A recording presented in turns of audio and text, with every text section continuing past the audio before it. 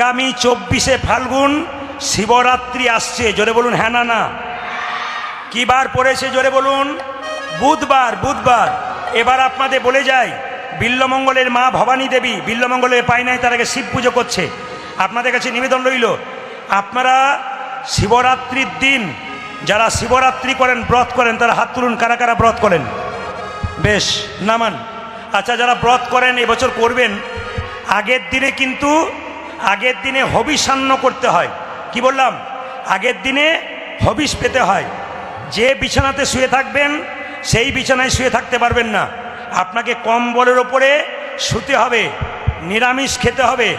এইবার বলি, যেদিন শিবরাত্রির দিন প্রত্যেকটি মায়ের কাছে আমার বর্ণন রইল, এখানে শিবলিঙ্গ রয়েছে, শুনে নেবেন দামি কথাগুলো।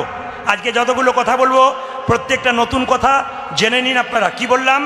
শিবলিঙ্গ বাড়িতে শিবরাত্রির দিনে 4টা মাটির তৈরি করবেন, 4টা মাটির শিবলিঙ্গ তৈরি করবেন, 4 প্রহরে পুজো করবেন। প্রথম প্রহরে ওই মাটির শিবটাকে দুধ দিয়ে স্নান করাবেন। আপনারা আগামীতে ইউটিউবের মাধ্যমে পেয়ে যাবেন এই কথাগুলো, দেখবেন। যারা ক্যামেরা করছে তারা দেবে। আমার একটা ক্যামেরা এখানে আছে, ক্যামেরাটির নাম হচ্ছে মা মনসা চ্যানেল। আপনার সার্চ করবেন, দিন 5 পরে মা মনসা চ্যানেল খোঁজ করলে আপনি এগুলো পরিষ্কার সব পেয়ে যাবেন। তাকাবেন আমার দিকে। কি বললাম? 4টে শিব তৈরি করে, শিবলিঙ্গ মাটির তৈরি করে প্রথম পরে কি দিয়ে স্নান করাবেন জোরে বলুন? আর একটু জোরে বলুন।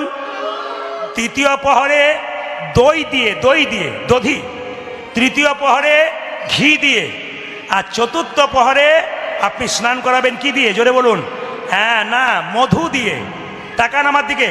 দুধ, দই, মধু, ঘি আর মধু, লাস্টে মধু।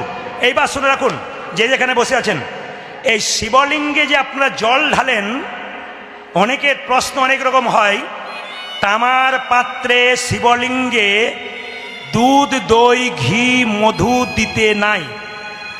যদি তামার পাত্রে কেউ দুধ, দই, ঘি বাবাকে শিবলিঙ্গে দিয়েছেন, প্রথমেই আপনি অন্যায় করে ফেললেন। কেন বলে দিই? তামার পাত্রে দিলে শাস্ত্র বলছে বিষ তুল্য।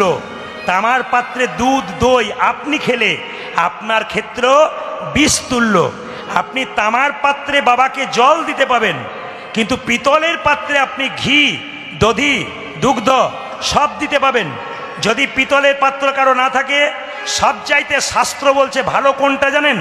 সবচাইতে ভালো হচ্ছে যদি কেউ সিলভার পাত্র দিতে পারে, মানে কি রূপোর পাত্রে। তাহলে অনেকে প্রশ্ন করবেন, বাবা রূপোর পাত্র কেনা আমার ক্ষমতা নাই, তাহলে কি করব? শাস্ত্র সর্বসাধারণের জন্যে শ্রেষ্ঠ উপায় বলে দিয়েছে। এটা করলে শিব প্রসন্ন হবে, খুশি হবে। কি?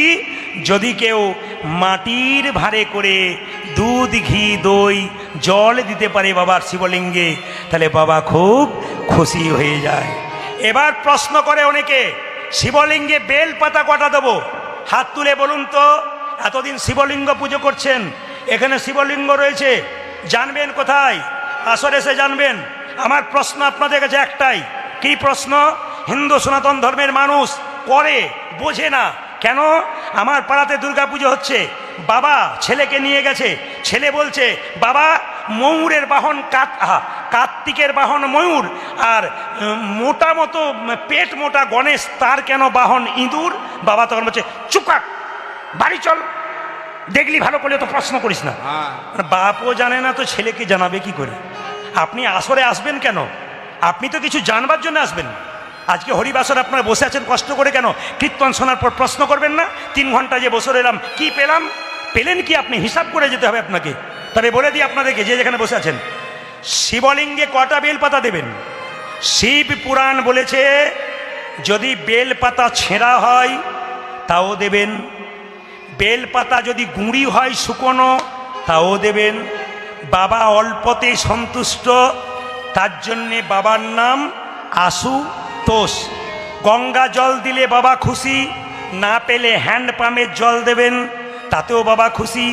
এইবার শুনে নিন, শাস্ত্র আরও বলেছে যদি আপনার বাড়ির পাশে বেল গাছ থাকে, প্রচুর বেলপাতা আছে, তাহলে কটা বেলপাতা দিলে বাবা খুশি?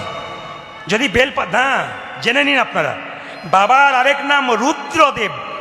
সংস্কৃত ভাষায় 11 সংখ্যাটাকে রুদ্র বলা হয়। ওই জন্য শিবলিঙ্গে কেউ যদি 11টা বেলপাতা দিতে পারেন তাহলে বাবা খুব খুশি হয়। এইবার জানার বিষয়, শুধু দিয়ে দিলেন তা বললে হবে না। বেলপাতার একদিকটা কঠোর, একদিকটা খুব শীতল পাতলা, তাই তো, পিচ্ছিল দিক। কোন দিকটা দেবেন? আপনি পিছিল দিকটা দেবেন। কঠোর দিকটা শিবলিঙ্গে দিলে শাস্ত্র বলছে বজ্রের সমান, বজ্রাপাত হলে যে কষ্ট হয়, বাবা শিবলিঙ্গে যদি ওইরকম বেলপাতা আপনি কঠোর দিকটা দিন, বাবা খুব কষ্ট পায়। এইবার বলি, যখনই বেলপাতা দেবেন তখন বেলপাতার যে ডাঁট ডাঁট থাকে না বেলপাতা, ওই ডাঁটগুলো কিন্তু ভেঙে বাবাকে দেবেন।